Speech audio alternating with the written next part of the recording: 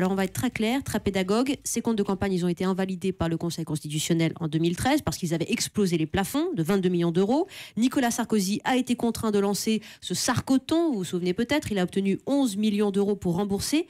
Qu'est-ce qu'on lui reproche aujourd'hui donc? Alors, rien à voir avec le Sarcoton. Le Sarcoton, sur ce plan-là, la justice n'a rien à reprocher à Nicolas Sarkozy. C'est effectivement, après l'invalidation de ses comptes de campagne, on n'a pas remboursé à Nicolas Sarkozy la somme de 11 millions et donc le parti, l'UMP, a fait une quête géante couronnée de succès puisqu'ils ont récupéré cet argent.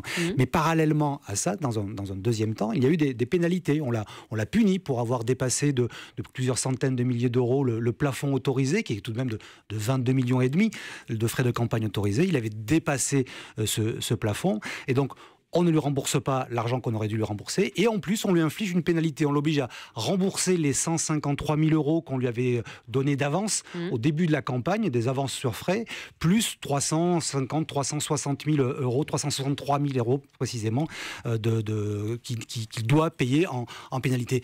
Les pénalités à titre personnel, pour lui, Nicolas Sarkozy. À titre personnel, vous l'avez dit, le code électoral est très clair là-dessus. C'est le candidat qui doit lui-même rembourser ce qu'on lui a déjà donné et payer la pénalité. Or, dans ce cas-là, eh bien, c'est l'UMP qui l'a fait. C'est ce qu'on reproche à l'UMP, qui était alors dirigé par Jean-François Copé, qui a été mis en examen, on l'a rappelé il y a quelques instants, dans ce dossier pour abus de confiance. Et voilà pourquoi Nicolas Sarkozy se retrouve aujourd'hui dans le bureau des juges, puisque c'est lui qui a bénéficié de tout ça en quelque sorte. Mais là, il y en a une auditrice qui ne comprend pas. Elle ne doit pas être la seule. Elle nous le dit au blabla sur Europe1.fr. Quand on sait que Nicolas Sarkozy a réglé sur ses propres deniers ses 400 000 euros, le dossier, si tant est qu'il y en ait un, est clos. Et on l'a appris, c'est vrai, en décembre 2014, il a fini par rembourser personnellement à l'UMP ses 400 000 euros de pénalité. Où est le problème? Mais ça n'a pas arrêté le cours de la justice. C'est pas parce que vous réglez ou que vous payez les dégâts que vous avez causés que vous n'avez pas causé des dégâts initialement. Dans la vraie vie, ça se passe comme ça. Il peut arriver, effectivement, que ça incite les magistrats